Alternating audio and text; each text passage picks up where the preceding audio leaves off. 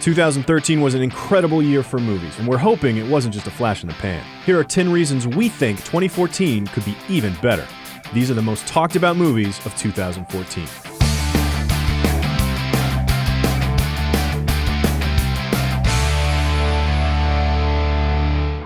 Kicking us off at number 10, Inherent Vice. Joaquin Phoenix has had a post-fake insanity revival with virtuoso performances in The Master and last year's Her.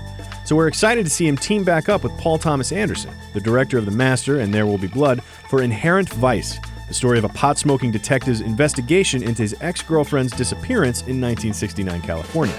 PTA seems to be pretty much incapable of making a bad movie, so we feel confident that Vice will be poetic, meditative, and contain at least one ridiculously long tracking shot, making it absolutely worthwhile. You want to get into the war? Monuments Men. At number 9, The Monuments Men. You won't have to wait long for this one. It'll be in theaters by the end of this week. In The Monuments Men, a platoon of museum directors lead a special mission in Nazi Germany to rescue stolen art from the grip of Hitler before he destroys it, erasing all record of Jewish culture in the process. And while it's written, directed, and produced by George Clooney, his behind-camera presence is second to the electricity he brings in front of the lens. Combine that with a killer supporting cast and you're looking at possibly the most fun World War II movie since Inglourious Basterds. If I asked you to take my virginity, would that be a problem? No, I don't see a problem. Number 8, Nymphomaniac. You can count on Lars von Trier for controversial filmmaking. From the terrifying self-mutilation in Antichrist to the two-dimensional sets of Dogville, he has challenged audiences for decades. His latest effort, a 5-hour portrait of a self-proclaimed sex addict, sounds just as provocative. You can expect actual sex, painfully raw performances, and a perspective on filmmaking you're unlikely to find from anyone else. We're not quite sure excited is the right word here, but as with all of von Trier's work, we're very, very curious. Give me a 104. 1, 2, 3, 4. 1, 2, 3, 4. 1. Christ, I did not know they allowed retards into Schaefer. Number 7, Whiplash. Whiplash is the emotionally violent story of a young jazz drummer and his psychologically abusive music instructor and the battles they fight, with music, with each other, and with themselves. Miles Teller takes the lead as the drummer Andrew, and J.K. Simmons co-stars as the more drill sergeant than teacher Fletcher. The film has already premiered at this year's Sundance, where it's made plenty of noise, winning both the audience and the grand jury awards, which is a pretty big deal. Critics are tripping over themselves to heap praise on this movie, described as unapologetically questioning how appropriate it is to suffer abuse for the sake of perfection. No release date has been set yet, but when the film hits theaters, count it as a can't miss. What's up, dog? We're back. Coming in at number 6, 22 Jump Street. Jonah Hill and Channing Tatum are going back to college in the sequel to 2012's surprise hit 21 Jump Street, which, by all means, should have been just another terrible reboot. But instead it had a killer script, a spot-on, self-referential tone, and one of the best surprise cameos ever.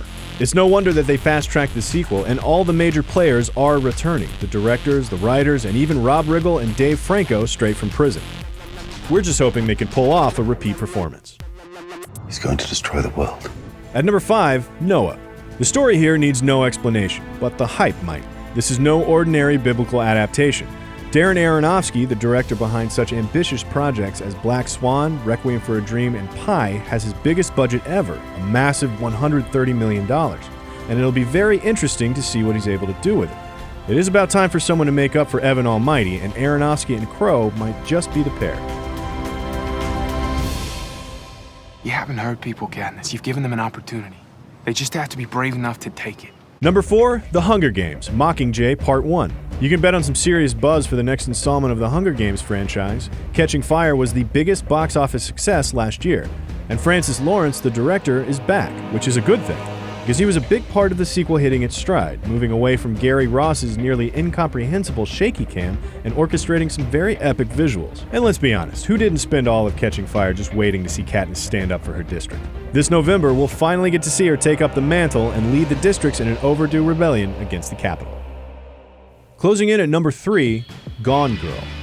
You probably know David Fincher from his string of brooding thrillers like Fight Club, Seven, Zodiac, and Social Network, and with a track record like that, he automatically gets a spot on this list. But Gone Girl looks good. It's based on Gillian Flynn's best-selling novel about a man, played by Ben Affleck, whose wife mysteriously disappears, the post-mortem dissection of their relationship, and the burning question, did he kill her? It will be dark, impeccably scored with a return from Trent Reznor, and although the ending is rumored to have changed from the book, don't expect a happy one. This is Fincher we're talking about. Why do you want to be a lobby boy? Who wouldn't? At the Grand Budapest, sir. At number 2, The Grand Budapest Hotel. It's hard not to be excited about a new Wes Anderson movie, especially when you combine his usual actors like Owen Wilson, Jason Schwartzman, and of course, Bill Murray, with some fresh newcomers like Ralph Fiennes and Tony Revolori. It's a hell of a cast, but that's to be expected from an Anderson film. What we're really talking about is an opportunity to see Anderson play around with multiple timelines and a whole new decade full of wardrobe and set design choices. Part 1920s, part 1960s, and part unknown. In the Grand Budapest Hotel, Monsieur Gustave and his protege Zero attempt to steal a priceless painting as they evade the authorities when Gustave is framed for murder. Be ready for the cameos, the charm, and a whole lot of idiosyncrasies when this film hits theaters in March. And finally, Interstellar. Not much is known about Christopher Nolan's latest project. He's big on keeping secrets, but what we do know sounds pretty awesome. We know he's teaming up with Matthew McConaughey, who is on such a heater that we can only assume he got all the bad movies out of his system by the end of Ghost of Girlfriend's Past. We know the rest of the cast is equally talented. We know that Chris Nolan makes movies in a pattern. He's been alternating superhero movies with some pretty insane brain benders. And if you remember Dark Knight Rises, you can guess what's coming next. And that's the best part. We also know that Interstellar has something to do with space explorers and wormholes, which sounds like perfect story fuel to absolutely mind everyone, which is why we think it will be the most talked about movie in 2014. So what do you think? Are you talking about these movies, or is there another film you absolutely can't wait for that we forgot? Let us know in the comments below and subscribe to Cinefix for more IndieWire movie lists.